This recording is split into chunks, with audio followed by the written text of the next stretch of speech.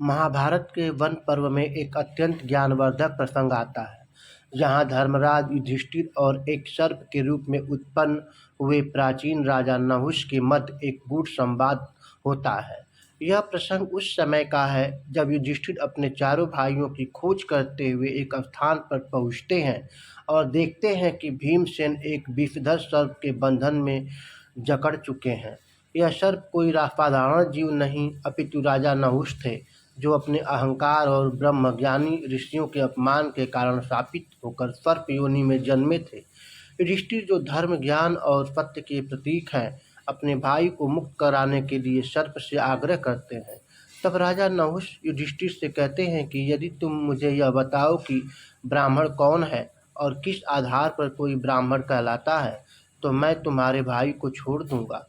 यह प्रश्न बहुत ही गूढ़ है, क्योंकि यह केवल वर्ण व्यवस्था पर आधारित नहीं अपितु व्यक्ति की आंतरिक गुणवत्ता, ज्ञान, आचरण और आत्मबोध से संबंधित है। तब युधिष्ठिर गहरा उत्तर देते हैं। वे कहते हैं कि ब्राह्मण वह है जो सत्य में स्थित है, जो हिंसा से दूर रहता है, जिसमें क्षमा, दया, संयम, इंद्रिय निग्रह और तपस्या जैसे गुण हो। केवल जन्म से, कुल से, गोत्र से या वेद पाठ से कोई ब्राह्मण नहीं हो जाता।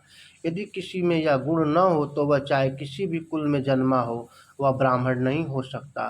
राजा नहुष युधिष्ठिर से पूछते हैं, यदि कोई शूद्र वेद अध्ययन करे तब क्या कर सकते हैं? संयम से रहे और आत्मा का बोध करे तो क्या वह ब्राह्मण हो सकता है? युधिष्ठिर उत्तर देते हैं कि अवश्य। शास्त्रों की सच्ची परिभाषा के अनुसार गुणों और कर्मों से ही ब्राह्मणत्व की प्राप्ति होती है, न कि केवल जन्म से। यह उत्तर अत्यंत क्रांतिकारी था और यह सिद्ध करता है कि महाभारत का दृष्टिकोण वर्ण को गुणों पर आधारित मानता है, न कि केवल वंश पर। युधिष्ठिर आगे समझाते हैं कि ब्राह्मण वह होता है जो लोभ से रहित, क्षमाशील, सत्यवादी और आत्मज्ञानी हो, जिसमें ब्रह्मा यानी आत्मा और परमात्मा का विवेक हो।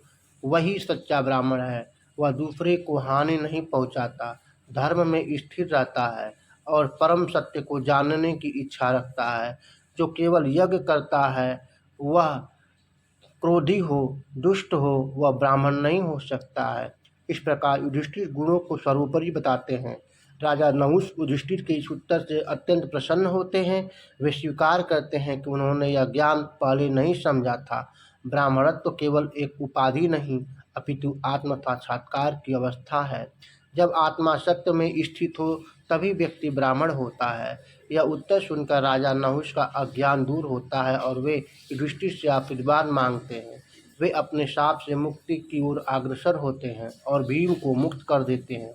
यह संवाद न केवल ब्राह्मणत्व की परिभाषा को स्पष्ट करता है, बल्कि यह भी दर्शाता है कि धर्म और ज्ञान का वास्तविक स्थान केवल ग्रंथों में नहीं अपितु आचरण और आत्मग्रहण में है।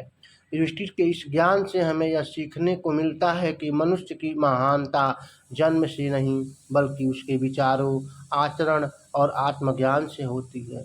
यही महाभारत का गूढ़ संदेश है कि ब्राह्मण वह नहीं जो ब्राह्मण कुल में जन्मा हो, ब्राह्मण वह है जो आत्मज्ञानी, सत्यनिष्ठ और अहिंसक हो।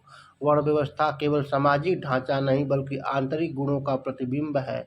इस प्रकार युधिष्ठिर और नहुष का संवाद हमें एक उच्चतर नैतिकता और आध्यात्मिक दृष्टिकोण की ओर प्रेरित करता है। यह संवाद आज भी उतना ही प्रासंगिक है जितना उस समय था, जहाँ समाज गुणों के आधार पर मूल्यांकन करना सीखता है, न कि केवल वंश पर।